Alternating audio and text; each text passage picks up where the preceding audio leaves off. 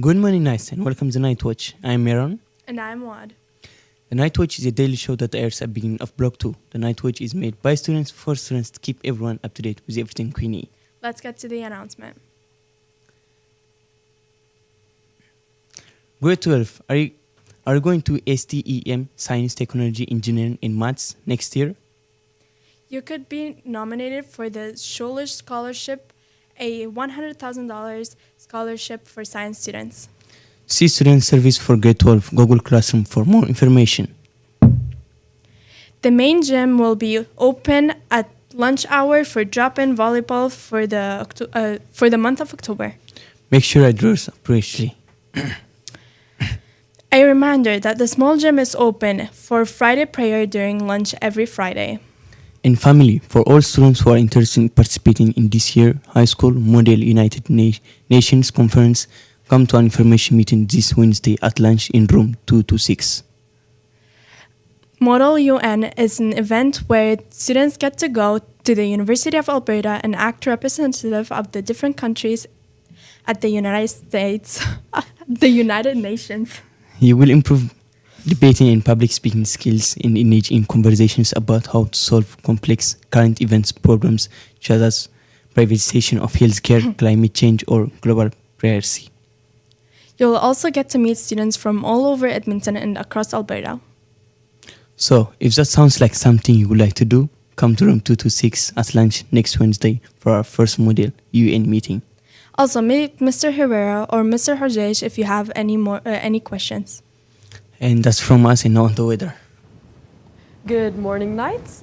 My name is Nalima Naid, and I will be your weather girl for today. So today's weather, the degree is going to be 16 degrees Celsius with the high of 19 degrees and a low of 6 degrees again. It feels like 3 degrees, so I hope you have your jackets with you today because don't be like me, I don't have any. Thank you very much. Now back to Mr. Herrera. Good morning, night. So it's Mr. Herrera again, and here is Maria. And we're going to talk to you about Latin American fun facts.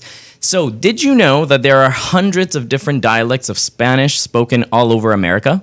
Since Spanish is spoken from parts of the United States to the southern tips of Argentina, there are hundreds of small variations in vocabulary, pronunciation, and intonation in how the languages are spoken. Although most Spanish speakers can understand each other regardless of their dialect, most dialects have very marked differences, which make them very sounding different from each other.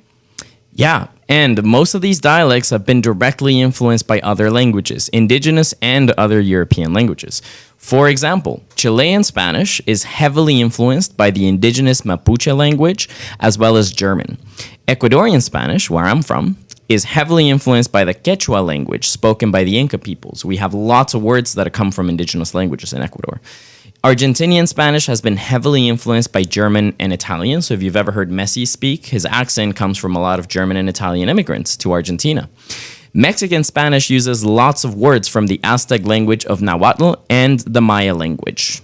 If you love chocolate, chocolate comes from the Aztec word chocolatl. Even within any given Spanish-speaking country, there are several dialects which are spoken. For example, in Mexico, there are different dialects in Northeastern, Northwestern, Central, Southern, and even Yucatecan Spanish. Yucatan is where Cancun is located. And that's it for Latin American facts from us today. Now over to Mr. McEwen for some announcements. Morning, nights. I hope you're all having a fantastic week and getting ready for what looks to be a very warm, long weekend. So that will be great. I'm just here, as always, on Fridays to do our celebrations and shout-outs, and I have a few. First one I'm going to start with is from Ms. Shawar for Salah Abu Mora, and Ms. Shawar wanted to thank Salah for helping me tidy up my classroom at the end of the day. He saw that there was a mess left behind and took the initiative to help clean without being asked. Please keep up the good work, Salah. Congratulations, Salah. I wanted to give a shout out to Isaac Rahimi, who walked in this morning after finding some cash discarded on the ground, and that would have been an easy thing for him to pocket, but instead he brought it into the office in the hopes that somebody who may have lost that would come in and recover it. So thank you very much for your honesty in that regard, Isaac. I want to give a shout out to all of the students in the ELL wing who came to our staff meeting yesterday and prepared the delicious snack bags for us, and also who supported the students and actually took part in the Dubke dance. That was a great way for us to start our staff meeting yesterday, and a fitting way to recognize World Teachers Day. Yesterday was World Teachers Day. And so I want to give a big shout out to all of our teachers. As I've told many of you before, I always knew I wanted to be a teacher since I was a little boy. I don't think I understood what that fully meant, and I certainly didn't understand how much that would change over my lifetime. When I think about everything that your teachers do for you, one of the biggest things they do is continually adapting to changing circumstances. Even over the last 3 years, teaching has changed, and they are always there for you. So please take a moment and thank your teachers for everything that they've done and will continue to do for you. Finally, I want to give a little shout out to our Royal Guard for taking part in our Student Voice Lunch on Monday. As always, I appreciated the feedback and the good service that they are giving to every aspect of our school.